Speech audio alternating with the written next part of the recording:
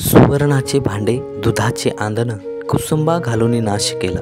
तोडुनी चंदन कर्दळीचे बन बाभुळा रक्षण वैसविले. ज्ञानदेव म्हणे ऐसे ना करावे शरण रिघावे सद्गुरुशी. हे मानवी शरीर म्हणजे जणू सोन्याचे भांडे आहे आणि या भांड्यात आत्मचैतन्यरूपी दुधाचे आंदण ठेवलेले आहे. परंतु या आत्मचैतन्यरूपी आदनामध्ये मानवाने षडविकार तसेच द्वेष, ईर्ष्या, वैर, मत्सर यासारखा कुजलेला गूळ घातल्याने ते दुधाचे आंदण नासले आहे. मानवी मनातील चंदनाप्रमाणे सुगंधित करणाऱ्या व परोपकारासाठी झिजणाऱ्या श्रेष्ठ भावना, कर्दळीच्या फुलाप्रमाणे सुंदर दिसणाऱ्या अतिकोमल मृदू अशा प्रेमनम्रता करुणेच्या भावना मानवाने तोडून टाकल्या आहे आणि बाभळीप्रमाणे अनाचार व अत्याचाररूपी काटे असलेल्या दुर्भावनांना जपले आहे. ज्ञानदेवांनी मानवजातीला अशी विनवणी केली आहे की हे मानवा, तू असे करू नकोस. या दृष्ट भावना नाहीशा करण्यासाठी सद्गुरूला शरण जा. आजवर होऊन गेलेल्या अनेक महापुरुषांनी, गुरुपीर पैगंबरांनी मानवाचे लक्ष या शाश्वत अशा परमसत्तेकडे वेधण्याचा प्रयत्न केला आहे. वर्तमान समयाला निरंकारी मिशन देखील याच सत्याचा बोध करून मानवाला त्याच्या कर्तव्याची जाणीव करून देत आहे.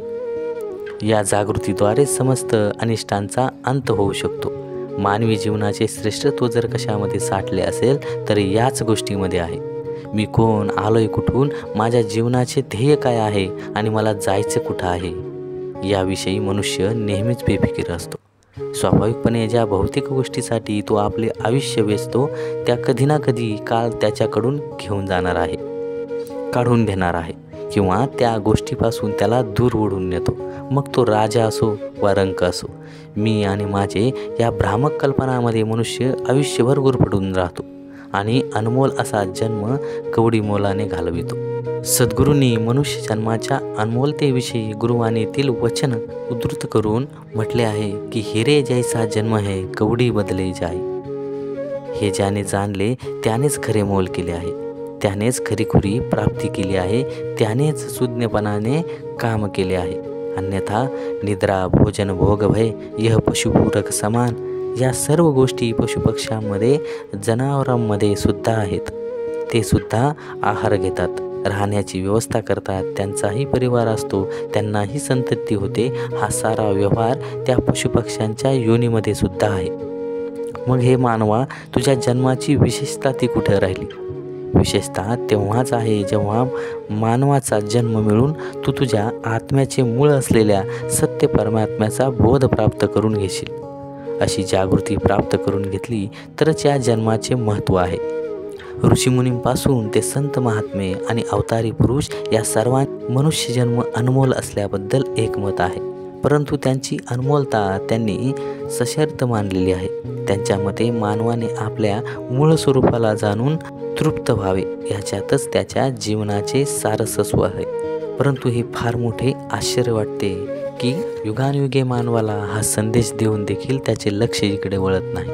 मोठमोठे शास्त्रज्ञ, तंत्रज्ञ, विद्वान लोक या अनमोल ज्ञानाच्या खजिन्यापासून वंचित राहतात. सृष्टीतील कितीतरी रहस्ये शास्त्रज्ञांनी उलगडली. माणसाने प्रेमाने राहावे, भेदभाव करू नये, विश्वबंधुत्वाची भावना बाळगावी असेही सर्वांना वाटते. परंतु ज्या ज्ञानाच्या योगाने या सर्व गोष्टी शक्य आहेत त्या ज्ञानाविषयी स्पष्ट घोषणा करूनही ही मंडळी त्याकडे डोळेझाक करीत आहे. वर्तमान समयाला निरंकारी मिशनच्या माध्यमातून ही घोषणा केली जात आहे की हा आवाज थेट 1929 सालापासून दिला जात आहे. या संदेशाकडे मानवाने लक्ष दिले असते तर आज अवघ्या धर्तीवर शांती, समता आणि बंधुत्वाचे साम्राज्य स्थापन झाले असते. असे म्हटले जाते की हा जीवात्मा 84 लक्ष योनी फिरून आल्यानंतर त्याला मनुष्य देहाची प्राप्ती होते.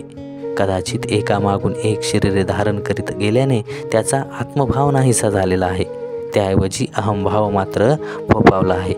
शरीराशी युगानुयुगे नाते जोडल्यामुळे त्याला हा भ्रम होणे शक्य आहे. समर्थ रामदास स्वामींनी दासबोधमध्ये या 84 लक्ष योनीचा हिशोबच दिलेला आहे. ते म्हणतात, मनुष्य 4 लक्ष, पशु 30 लक्ष, कृमी 11 लक्ष, बोलिले शास्त्री ऐशी 84 लक्ष योनी. जितुका तितुका जाणता प्राणी, अनंत देहाची मांडणी मर्यादा कैची.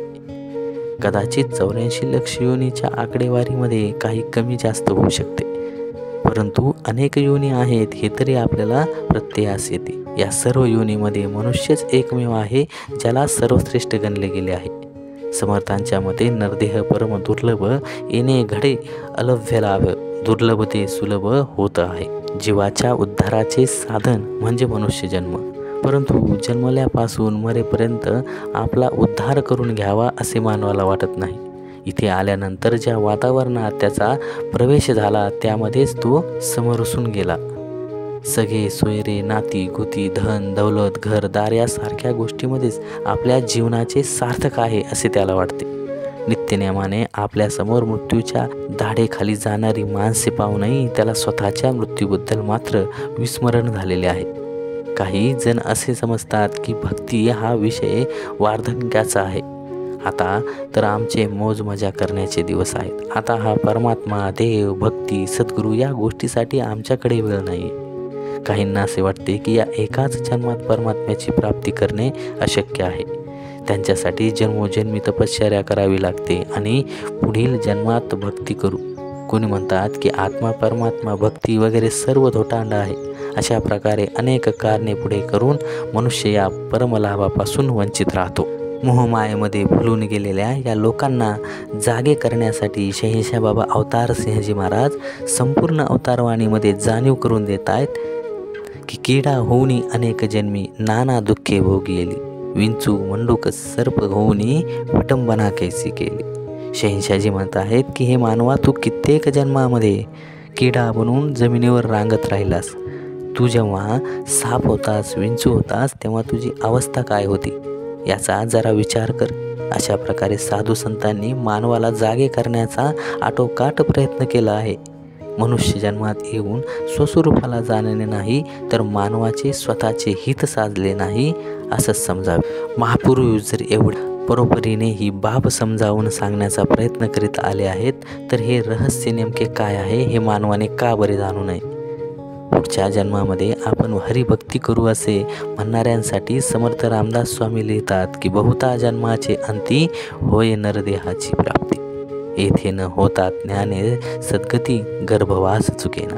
याचाच अर्थ मानवी जन्म अत्यंत दुर्लभ आहे आणि मोठ्या भाग्याने मिळालेला आहे. या जन्मामध्ये आल्यानंतर ज्ञानप्राप्ती अनिवार्य आहे, अन्यथा पुन्हा जन्ममृत्यूरूपी भवसागरात गटांगळ्या खाव्या लागणार. अशा परिस्थितीत मानवाने सुज्ञपणे विचार करणे गरजेचे आहे. मानवाने या कामामध्ये शीघ्रता करावी असा आग्रह समस्त संतांनी धरलेला आहे. सद्गुरुमाता सुदीक्षाजी महाराज सुद्धा मनुष्य जन्माचे आद्य कर्तव्य असलेले प्रभुप्राप्तीचे हे कार्य मानवाने त्वरेने करावे म्हणून म्हणतायत की तू असा विचार करीत असशील की वृद्ध झाल्यावर करीन, परंतु कोणता श्वास अंतिम आहे याचा काहीच पत्ता लागत नाही. घराला आग लागल्यावर विहीर खोदून काही उपयोग नाही. हे मानवा, अगोदरच तू स्वतःच्या रक्षणाचा विचार केला पाहिजे. शारीरिक सुरक्षितेच्या बाबतीत तू जागरूक आहेस. घराच्या भिंती दरवाजे मजबूत पाहिजेत, कडी कुलपे लावली गेली पाहिजे, आपल्या सामानाची सुरक्षा झाली पाहिजे या बाबतीत तू जागरूक आहेस. शरीराच्या बाबतीत दक्ष आहेस, परंतु आत्म्याचे रक्षण करण्याचा कधी विचारच केला नाहीस. त्याच्याकडे माणसाचे लक्ष जात नाही. म्हणून महापुरुष म्हणतात की इतर बचावाच्या साधनांचा तू अंगीकार करतोस आणि त्या बाबतीत जागरूक असतोस, पण तू आत्म्याच्या रक्षणाचा विचार केला पाहिजे. या आत्म्याचे पुढे काय होईल? या जगामध्ये तुझा आत्मा मनुष्य जन्मामध्ये आला आहे. याने अनमोल असा मनुष्य जन्म प्राप्त केला आहे. अशी सुवर्ण संधी वाया घालवण्याची नाही. आत्म्याला निज स्वरूपाची ओळख करून द्यायची आहे. त्याला निजघर प्रदान करवायचे आहे. या मानव जन्माला एक साधन बनवायचे आहे. मग तू जन्ममृत्यूच्या बंधनामध्ये अडकणार नाही. मला वाटते एवढे विवेचन ऐकल्यानंतर सुज्ञ माणूस स्वतःचा बचाव करण्यासाठी जागृत झाल्याशिवाय राहणार नाही.